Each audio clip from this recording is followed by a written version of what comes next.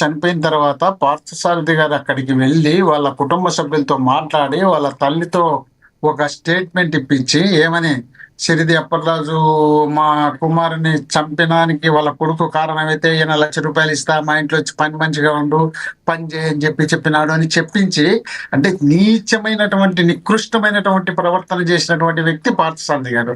ఎందుకంటే చంద్రబాబు నాయుడు గారికి కులాలతో ఆడుకోవడం బాగా అలవాటు అనమాట. ఫస్ట్ ఉంటే ఆయనకి ఎట్లా అంటే జగన్మోహన్ రెడ్డి గారిని తిట్టాలంటే అక్కడ సోమిరెడ్డి చంద్రమోహన్ రెడ్డి గారిని ఇంకోరిని తీసుకొచ్చేది. ఈయన ఫస్ట్ నుండి కూడా కులాల మీద కులాలతోనే రాజకీయాలు చేసినారు కాబట్టి ఈ రోజు కూడా అదే కులం మీద రాజకీయం చేయాలనే ఉద్దేశంలో భాగంగా పార్థసారథి గారిని చనిపోయిన తర్వాత అక్కడికి పంపించినారు.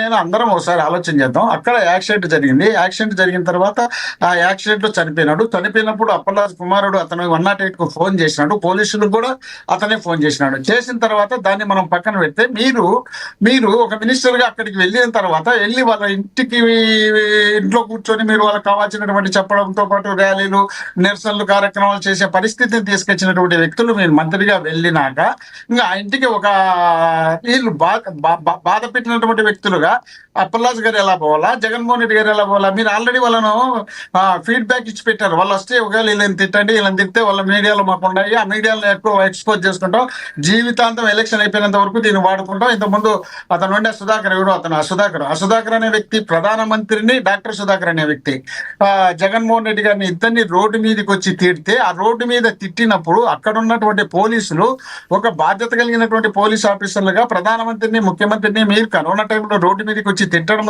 ఇది మంచి పద్ధతి కాదు అని వాళ్ళు చేతులు పట్టుకుంటే వాళ్ళు అతని సీరియస్ గా వాళ్ళ మీదకి పోతే ఇగ్గ తీసుకుని ఇంట్లో పెడితే ఆ తర్వాత టీడీపీ నాయకులు ఏదో విధంగా చేసి అతన్ని చంపేసి ఆ చంపిన తర్వాత జగన్మోహన్ రెడ్డి గారు దీన్ని చంపించినాడనే విధంగా ఎలక్షన్ వరకు వాడుకున్నారు.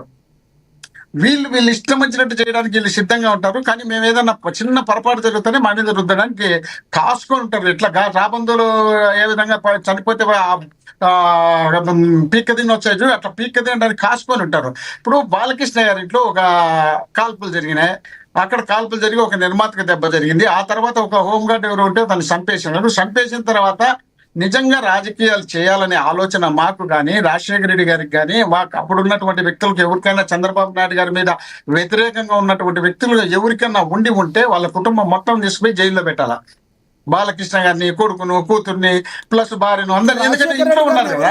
తప్పట్లేదు కదండి. ఇప్పుడు ఉంది ఆయన కొడుకు కదా జగన్మోహన్ రెడ్డి గారు కదా, ఆయన జగన్ కాదని ఎవరు కొంచెం వినండి సార్, మీరు వినాలి, మళ్ళీ మాట్లాడుతారు ఎవరుద్దండి. ఇప్పుడు రాజశేఖర రెడ్డి గారి కొడుకును రాజశేఖర రెడ్డి గారిని తప్పుల పట్ల రాజశేఖర రెడ్డి గారి కొడుకు ఈయన. ఈ కొడుకు కాబట్టే బోండా ఉమా అక్కడ వాళ్ళ కుమారుడు చంపి యాక్సిడెంట్ లో చంపితే అలా పోయి బోండా ఉమా గారిని తీసుకొచ్చి జైల్లో పెట్టిలే. వీళ్ళు బాలకృష్ణ గారు కాకుండా పవన్ కళ్యాణ్ గారు కూడా బైక్ లో కాన్వాయ్ లో ఒక మనిషి చనిపోతే ఎవరిని తీసుకుని జైల్లో పెట్టిలే. అదే విధంగా చంద్రబాబు నాయుడు గారు పుష్కరాల్లో 28-29 మందిని చంపితే మళ్ళీ ఆ కేసును తిరగదోడి చంద్రబాబు నాయుడు గారిని జైల్లో పెట్టలే. ఆ తర్వాత గుంటూరులో చంద్రబాబు నాయుడు గారు చీరల పంపిణీ కార్యక్రమాన్ని విన్నప్పుడు అక్కడ 6-7 మందిని చంపితే చంద్రబాబు నాయుడు గారిని జగన్మోహన్ రెడ్డి గారు జైల్లో పెట్టలే. ప్రకాశం జిల్లాలో ఒక మీటింగ్ పెట్టి చుట్టూరు టెంట్లు వేసి పెట్టి ఆ టెంట్లో ఇరుగు టెంట్లు పెట్టి అక్కడ సైడ్ కాలువ పెట్టి ఆ కాలువలో పట్టి చనిపోతే జగన్మోహన్ రెడ్డి గారు అప్పుడు కేసు పెట్టలే. జగన్మోహన్ రెడ్డి గారు రాజశేఖర రెడ్డి గారి కన్నా ఇంకా పెద్ద మనసుతో వీళ్ళని క్షమించినాడు. ఈ రాజకీయంలో జరుగుతుంటే జరిగినప్పుడు పొరపాటు జరుగుతాయి. ఆ పొరపాటు జరిగిన దానికి మనం తీసుకుపోయి వాళ్ళ కుటుంబ సభ్యులను, వాళ్ళ మహిళలను అందరినీ తీసుకొచ్చి జైల్లో పెట్టించే కార్యక్రమం ఇది బాగుండదు. ఇలాంటి పరిస్థితి అందరికీ వస్తుందనే ఆలోచనలో భాగంగానే జగన్మోహన్ రెడ్డి గారు అలాంటి పరిస్థితి రాకుండా ఉండాలనే ఉద్దేశంలో భాగంగానే ఆయన పట్టించుకోలే. మరి ఇంకా జగన్మోహన్ రెడ్డి గారి గురించి ఇంకేం చెప్పాలో మీరు చెప్పండి. ఆయన చనిపోయినటువంటి వ్యక్తి గొర్ల దానయ్య అనే వ్యక్తి 45 సంవత్సరాలు 50 సంవత్సరాలు ఉంటాయి. అంటే దాంట్లో జగన్మోహన్ రెడ్డి గారు అంటే అంత వయసు వచ్చినటువంటి గొర్ల దానయ్య చనిపోయినాడు. ఇక్కడ చంపినటువంటి చిన్న కుర్రాడు అంటే కనపడతా చూడండి మీరే, ఇంకా మీసాలు కూడా రాలే. అలాంటి వ్యక్తి అతను ఆల్రెడీ ఎల్ఎల్ఆర్ తీసుకున్నారు. ఎల్ఎల్ఆర్ తీసుకున్న తర్వాత అది డేంజర్, మనం పూర్తి రానట్టు ఏది లైసెన్స్ రానప్పుడు తీసుకొని పోయేటప్పుడు పొరపాటున రోడ్డు మీద ఎక్కడో పొరపాటు జరిగిన తర్వాత చనిపోయిన తర్వాత అతనే అక్కడ అందరికీ చెప్పాల్సినవన్నీ చెప్పినారు, వచ్చినారు. ఆ తర్వాత ఏదో చేయాలనుకున్నారు, చేసింది వాళ్ళు. అంత లోపునే మీరు మీ ఇష్టం వచ్చినట్టు అతన్ని మర్డర్ కేసులు ఇరికించాలి. ఎట్లయ్యా? కల్లారా అయితే చిన్న మోహన్ పిల్లోని రెడ్డి గారు తీసుకుపోయి ఇప్పుడు నీట్ రాసినటువంటి పరామర్శించడానికి ఇంత బలగం దేనికి అని అడిగే వాళ్ళకి ఏం చెప్తారు? ఎందుకంటే పోలీసులు కొన్ని ఆంక్షలు విధించారు, గతంలో కూడా మీరు ఎన్నో ఆంక్షలు విధించారు, మీకు కూడా తెలుసు లా అండ్ ఆర్డర్ ప్రాబ్లం వస్తే ఏమవుద్దని. ఒక మహిళా ఎస్ఐ మీద పడి కార్యకర్తలు అందరూ కూడా తాకరాని చోట తాగుతూ ఉండటాన్ని, దీనికి ప్రధానమైన కారకులు వాళ్ళని కంట్రోల్ చేయలేకపోవడం జగన్మోహన్ రెడ్డి గారు కాదా అని అడుగుతున్నారు కొంతమంది. అసలు జగన్మోహన్ రెడ్డి గారు ఎందుకు పరామర్శకు వెళ్ళేటప్పుడు ఇంతమంది జనాన్ని వెంటేసుకెళ్లాలని అడుగుతున్నారు? ఏం చెప్తారు? ఇప్పుడు మీరు ఒకటి తెలుసుకోవాల్సిన అవసరం ఉంది. జగన్మోహన్ రెడ్డి గారు 2009లో వాళ్ళ ఫాదర్ చనిపోయిన తర్వాత అక్టోబర్ 2, అక్టోబర్ కదా, సెప్టెంబర్ 2 అనుకుంటా చనిపోతే, ఆ చనిపోయిన తర్వాత దాదాపు 660 మంది ప్రాణాలు పోయిన తర్వాత ఆ ప్రాణాలు పోయినటువంటి వ్యక్తుల కుటుంబాలను ఓదార్చాలనే ఆలోచన పెట్టుకున్నప్పుడు పార్టీ వద్దన్న పార్టీని కూడా దిక్క నుంచి వచ్చి ఓదార్పు కార్యక్రమం చేసినాడు. ఆ ఓదార్పు కార్యక్రమం కూడా వాళ్ళు ఎందుకు వద్దన్నారంటే, జగన్మోహన్ రెడ్డి గారు బయటికి వెళ్తుంటే జనం తండోపతండాలుగా వస్తున్నారు. నేనున్న ఆ కార్యక్రమంలో రాత్రి పగలు తెల్లవార్జులు మా జర్నీ చేసినాడు జగన్మోహన్ రెడ్డి గారు ఓదార్పుల కోసం. రాష్ట్రం మొత్తం, ఉమ్మడి రాష్ట్రం అంతా ఉండేది అప్పుడు.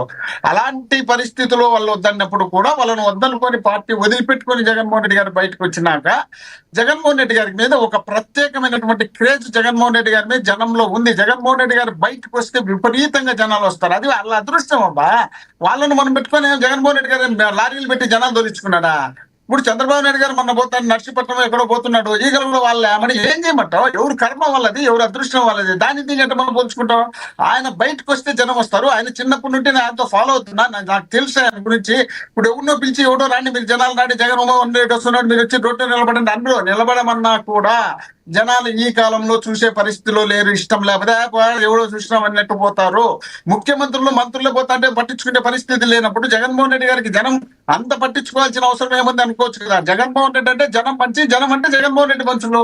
ఆ విధంగా ఉంది కాబట్టి జగన్మోహన్ రెడ్డికి ఈ విధంగా క్రేజ్ ఉంది అనేది మనం తెలుసుకోవాల్సిన అవసరం ఉంది. ఆయన మీరు రండి, మీరు పోండి అని జనాన్ని సమీకరణ చేసుకోవాల్సిన అవసరం లేదు. జగన్మోహన్ రెడ్డి గారు రేపు ఇంపోలో పోతున్నారు, శ్రీకాకుళం జిల్లాలో, అక్కడ ఓదార్చడానికి అని తెలిసిన తర్వాత ఏ ప్రాంతాల్లో అంటే ఆల్రెడీ అందరికీ తెలిసింది. ఎక్కడ తాడేపల్లిలో పోయి అక్కడ గన్నవరంలో ఎయిర్పోర్ట్ పోయి ఆడ ఫ్లైట్ ఎక్కితే విశాఖపట్నంలో దిగుతారు. విశాఖపట్నం దిగిన తర్వాత రోడ్డు మార్గం పోవాలనేది అందరికీ తెలుసు. రోడ్డు మార్గం పోవాలన్నప్పుడు మా పార్టీ నాయకుడు, మా అధినేత, మా రాష్ట్రానికి 5 సంవత్సరాలు ముఖ్యమంత్రిగా పనిచేసినటువంటి వ్యక్తి, కులాలు మతాలు రాజకీయాలు అనకుండా పనిచేసినటువంటి వ్యక్తి, అలాంటి వ్యక్తి ఈ ప్రాంతంలో వెళుతున్నాడంటే చూడాలనే ఆలోచన ప్రజల్లో ఉన్నప్పుడు, ప్రజలు వచ్చి చూసినప్పుడు దాన్ని కూడా మనం తప్పుగా అనుకుంటే ఎట్లా సార్? మరి ఇంత దారుణంగా దాన్ని విమర్శించే పరిస్థితి తీసుకొచ్చేట్లా? వీళ్ళు ఫస్ట్ నుండి జగన్మోహన్ రెడ్డి గారిని ఏ విధంగా విమర్శలు చేయాలి, ఆయనకున్నటువంటి క్రేజ్ ని ఏ విధంగా తగ్గించాలి, ఆ క్రేజ్ ను ఏ విధంగా మస్కబూసి మారేడుగా చేయాలనే ఉద్దేశంలో భాగంగా ప్రయత్నాలు చేయడంలో భాగమే జగన్మోహన్ రెడ్డి గారు ఓదార్పు యాత్రలు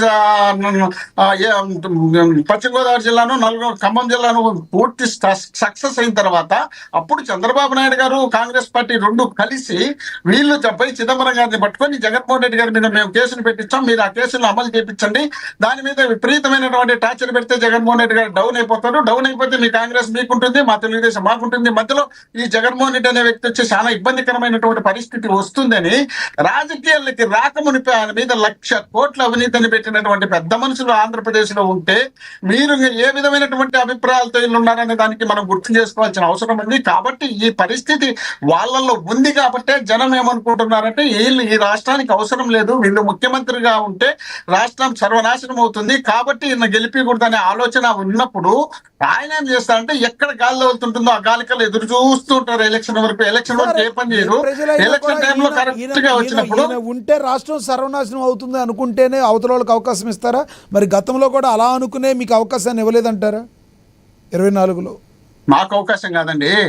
14 ఈయన ఎప్పుడు గెలిచినారు? 95లో రామారావు గారి నుండి పీక్కున్నారు. ఏనండి ఒక్క నిమిషం. పీక్కున్న తర్వాత 99లో గెలిచే పరిస్థితి లేదనడానికి మీరు ఒకటి తెచ్చుకోండి. రాజశేఖర రెడ్డి గారు అప్పుడు ఎన్నికలకు పోయినప్పుడు రాష్ట్రంలో 91 సీట్లు అసెంబ్లీ సీట్లు గెలిచినారు. ఉమ్మడి రాష్ట్రంలో 91 సీట్ల అసెంబ్లీలో గెలిచినప్పుడు పార్లమెంట్ గెలిచింది కేవలం 7. ఏడు పార్లమెంట్ సీట్లు గెలిచా మేము, ఏది కాంగ్రెస్ గెలిచింది. అప్పుడు 7కి ఎన్ని రావాలా? 7 ఏళ్ళు 49 మాత్రమే రావాలా, కానీ 91 సీట్లు వచ్చినాయి. అంటే రాజశేఖర